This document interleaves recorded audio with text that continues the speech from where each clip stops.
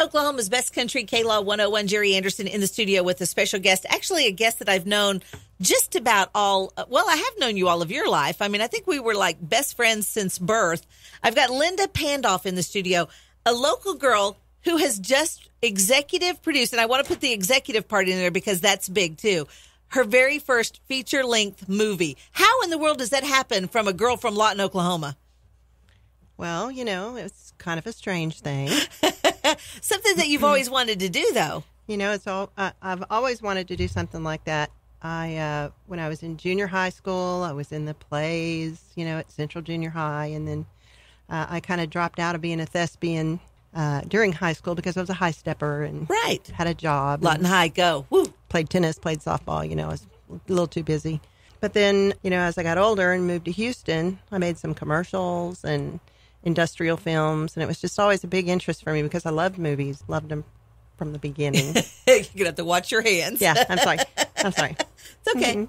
Mm-hmm. And, it was just always fascinated me. I enjoyed being on set, and, there's nothing more exciting than seeing how the creative process comes together. Well, this is a completely different side of picture making than what you had done before. I mean, you were always in front of the camera, but this, I mean, you have gone through everything from budgeting, from props. I love the story that you've told about this car that's in this film and how many times you've had to have it painted because it goes to different colors inside the film. From red to black, black to red. What color is it right now? That's what I want to know. Right now it remains red. It was red. Our last shoots were red. And I have to ask you before we do anything else about the red glasses. You've got the coolest red glasses ever. Were these actually in the movie? These glasses are showcased in the movie on our female lead. Her name is Romy, and they are the most awesome glasses on the planet. They're adorable. She let me have my picture taken, and then we're going to post that story too. So, the picture so you can see me in Romy's glasses. So cool. Talk about the film. How many? There's names in this film that we know. I mean, this is not a low budget film. This is definitely high dollar. This is a low budget film, and these people played these parts for SAG ultra low budget rates.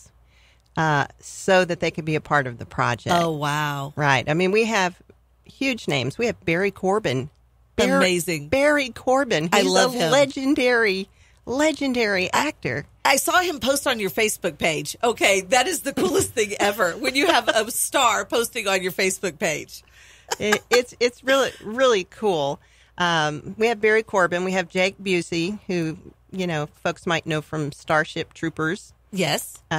We have Kate French, who was in the L Word. So all women know who she is. She is one of the most beautiful women on the planet, and the camera loves her. Oh, yeah.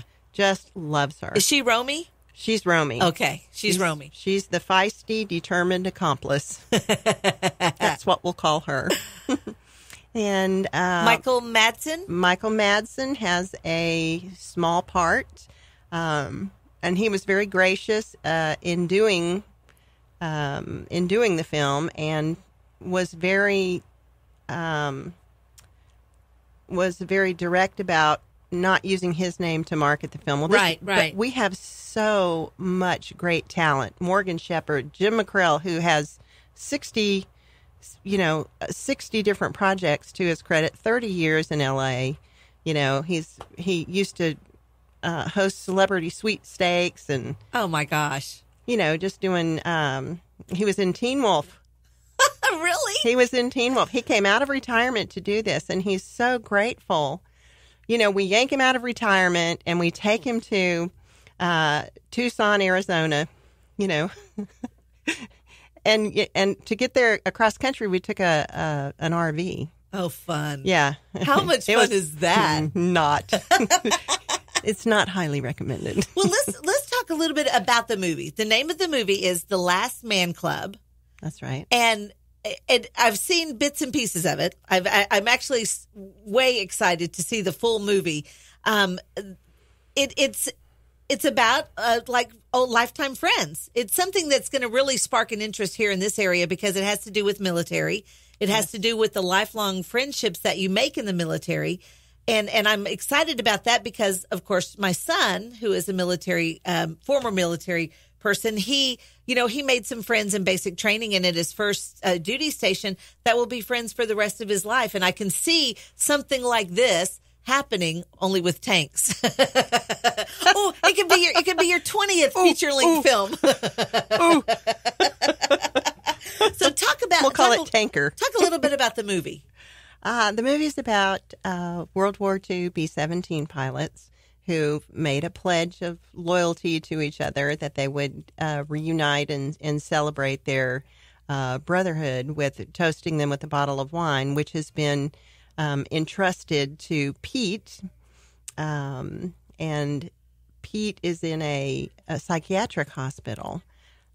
Pete is Barry Corbin. Pete is Barry Corbin. That's correct.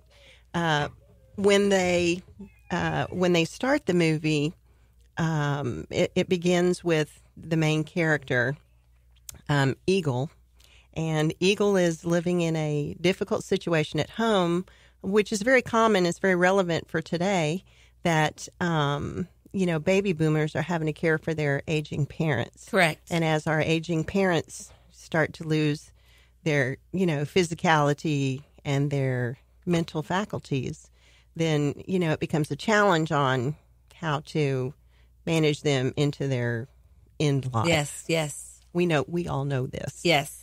And then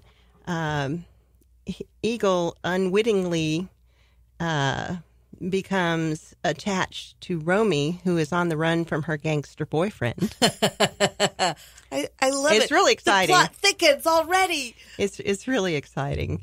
And then they go on to find Morgan Shepherd, who plays Will Hodges, who was like the co-pilot. And Will has lost a son. Oh. So, we're dealing with a parent losing a child, just dealing with a lot of different relevant topics, I think. What I love about this, too, is that you can identify with so much of this movie. There's so many, like you said, things that are happening to each of us every day you can identify with. Now, you had the very first screening. Tell me about that, because this is in front of how many people, your first screening? About 340. 340 people. So did they react to the movie the way that you had hoped? They exceeded our expectations for their reactions. We were most excited about getting it on the big screen. It was, such a labor of love. It took us a year to make, and we were, really meticulous and picky and perfectionist. And, we just worked really, really hard on it. So we were very close to it. So we were a little, nervous about. You're like a parent. Actually, the most nervous night of my life, even including giving birth and getting married. Wow. It was very nerve-wracking. Because you know exactly what you went through. When you're getting married, you don't know what to expect. When you're giving birth, you're thinking, okay, this is a new beginning.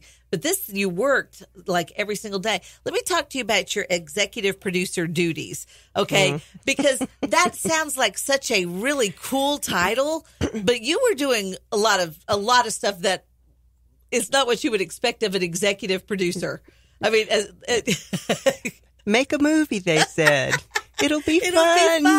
Well, I happen to know that you actually filmed roadside scenes on a GoPro out of a fast-moving car, that some of those scenes were actually used in the movie. Right here, between Oklahoma and Texas border as we were approaching the Red River. A beautiful sunset. Mm-hmm. It was really good. And my co-pilot and assistant camera person, Miss Jerry Anderson, actually contributed in the movie, and her name appears in the movie credits. And I am so honored by that. Really, it was so much fun. It always is fun doing stuff like that.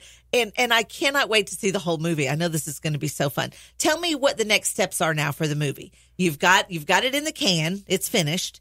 Now it's time to market it and get it sold, right? Well, I wanted to talk about the executive producer duties first. Okay, let's finish talking about that. Let's finish talking about stuff you did. Then we'll go back to that question. Yeah. Well, I'm a business owner as my real job. And as a business owner, you have to be willing to do everything that everyone does and not complain about it. Because if you're asking someone else to do it, you have to know what they're doing. Right. I wanted to learn the business from the ground up. So I did everything from talent transportation. I was a grip. What is a grip? That's holding a microphone? No, a grip holds bounce boards for lights. Okay. And I got it. Moves cables and things like that. And, transportation, I was in charge of per diem, getting people's dry cleaning done. I washed clothes. I think everything, and even did a little bit of a cameraman thing, with the GoPro. So did a little directing after the movie in ADR, when we were doing the automatic digital recovery. I had to help. No, you have to do it this way. No, give it to me this way. And that was fun. And I was allowed to be in on the creative process too, because when Bo Brinkman and I Bo Brinkman is the director, and when Bo and I've known each other for 25 years. We met. This is funny. We met each other, and when you talk to Bo, you should ask him about this. I will. But when I first met him, we have a common friend, and she used to work with me, and we were at a happy hour event, and she was always talking about Bubba, Bubba this and Bubba that. So when I walked up, I went, "Oh, hey, Bubba," and he looks at me and he goes, "Only my friends call me Bubba." I just turned around and walked away. I was like, okay, then. That is so funny. He didn't mean it that way, right. but we've become really good friends. And he has grown to respect my creative input and my opinions on things. So we've really gelled really well into a production team. You have to be able to work together to do that, because you have great ideas, and some of the ideas that you have obviously made the movie better. Mm-hmm. Mm-hmm. Yeah, I love that. I think it was good. It was good how we were able to, collaborate. I like it. It's worked really well. Yeah, because basically I do all the stuff he doesn't like to do. I'm all about. You're more of a detail person than he is. Very much so, and I'm get it done now. And he's, he's famous for being able to pull things out at the last minute. And it gives me a heart attack every time he does that. So I was like, no, let's plan.